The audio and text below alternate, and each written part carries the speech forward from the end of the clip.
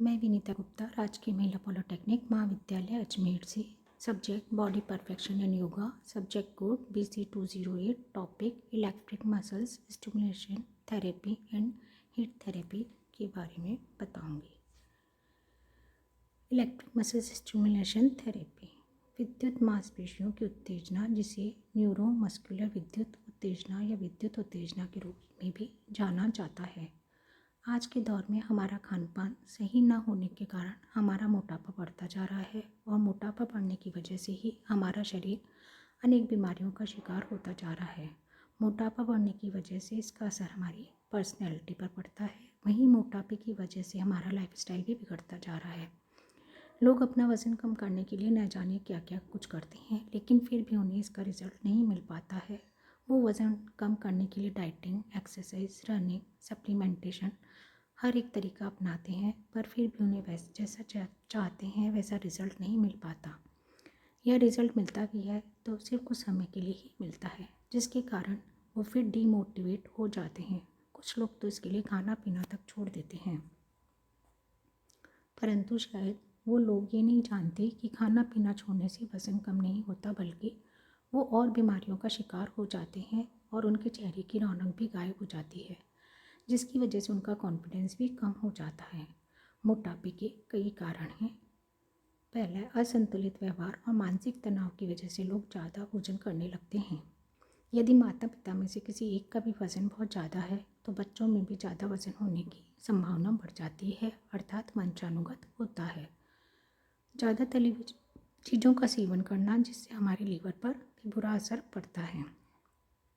बीमारी में भी वेट बढ़ता है, क्योंकि इस दौरान शरीर की गतिविधियाँ बहुत कम हो जाती हैं और बॉडी में फैट भी बढ़ जाता है। अपने दिनचर्या में व्यायाम या योग को महत्व नहीं देने के कारण भी हमारा वज़न बढ़ता है। हमारी दिनचर्या में पानी को कम महत्व देने के कारण भी वज़न बढ़ता है। हमारे पाचन तंत्र का सही तरीके से काम न करने से भी हमारा वज़न बढ़ता है। वज़न बढ़ने का मुख्य कारण खाना खाने के बाद बैठ जाना होता है। मोटापा सभी में अलग अलग कारणों से होता है। हर किसी का मोटापा बढ़ने का कारण अलग होता है। अब हम बात करेंगे इलेक्ट्रोथेरेपी की। इलेक्ट्रोथेरेपी में इलेक्ट्रिक मशीन का इस्तेमाल करके पेशेंट के शरीर में इलेक्ट्रिकल इम्पल्स भेजे जाते हैं। सारे इलेक्ट्रोथेरेपी यंत्र लगभग मिलते जुलते होते हैं। इनमें इलेक्ट्रोड को करंट देने के लिए बैटरी पावर का उपयोग किया जाता है। ये थेरेपी अलग अलग फ्रीक्वेंसी, वेवफॉर्म्स और उपचार के लिए होती है। भौतिक चिकित्सा प्रक्रिया से लाभ प्राप्त करने की प्रक्रिया को विद्युत उत्तेजना या इलेक्ट्रिक स्टिमुलेटिंग थेरेपी कहा जाता है। इसमें हल्का विद्युत करंट दिया जाता है, जिससे मांसपेशियों में संकुचन होता है और रक्त प्रवाह में सुधार होता है। यह दो प्रकार की होती है: TENS transcutaneous electric nerve stimulation और EMS इलेक्ट्रिक मसल स्टिमुलेशन। दोनों में ही इलेक्ट्रोड प्रभावित क्षेत्र पर रखे जाते हैं। इसमें इलेक्ट्रोड छोटे और चिपचिपे पैड होते हैं। उपचार प्राप्त करने वाले क्षेत्र के आसपास कई इलेक्ट्रोड रखे जाते हैं और उपकरणों से तारों को पैड से जोड़ा जाता है और विद्युत करंट की स्थिर धाराओं को ई उत्तेजना से तारों के माध्यम से वितरित किया जाता है। इससे शरीर की चर्बी कम होती है।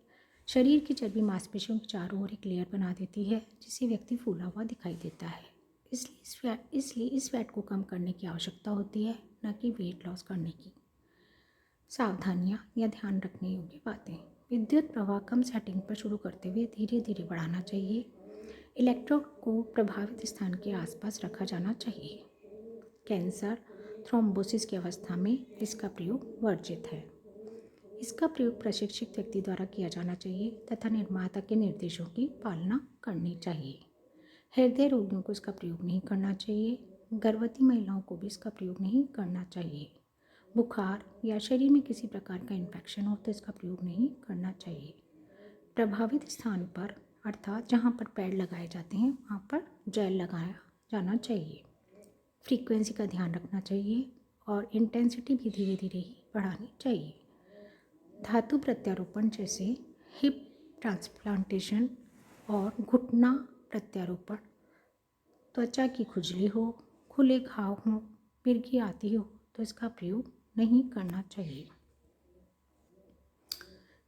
इसके फायदे, बेनिफिट्स, पहला है फ्लैटन एब्स अर्थात पेट चपटा होता है। टाइटन बटक्स अर्थात बटक्स में खिंचाव या कसाव आता है। टोन थाइस, थाइस को टोन करने में सहायक है।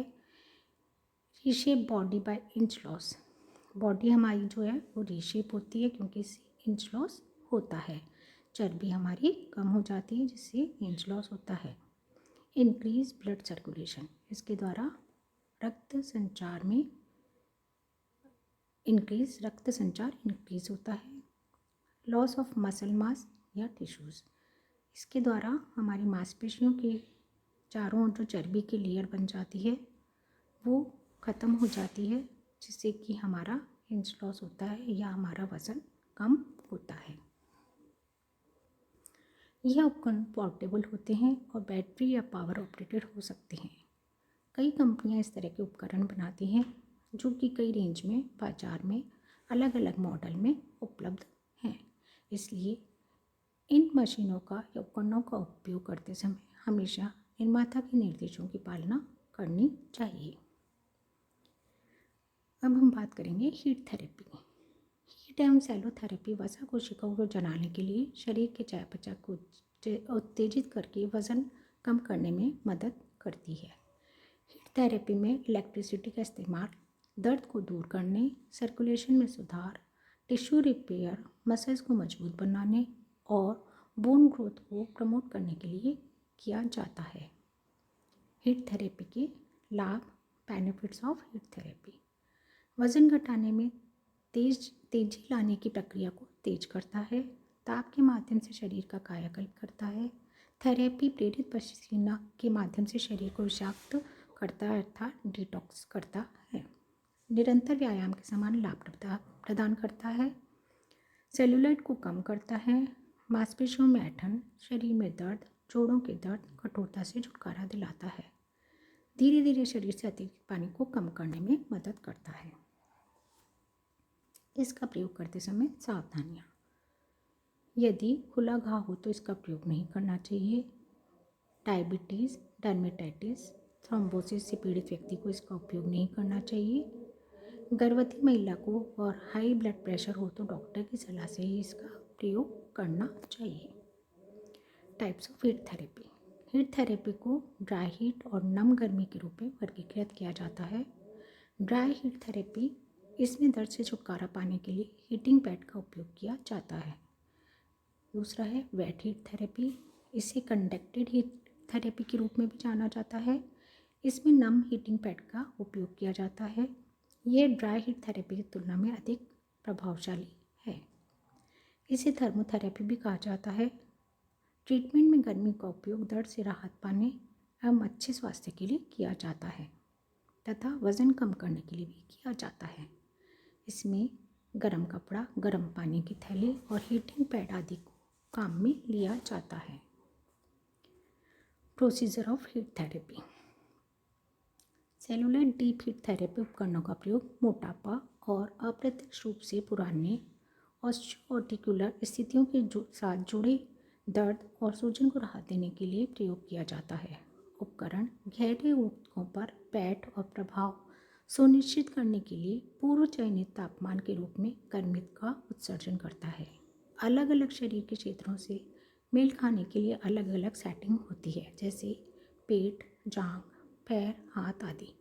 साथ ही थर्मोथेरेपी प्रभाव प्रदान करते हैं अर्थात मांसपेशियों को आराम देते हैं।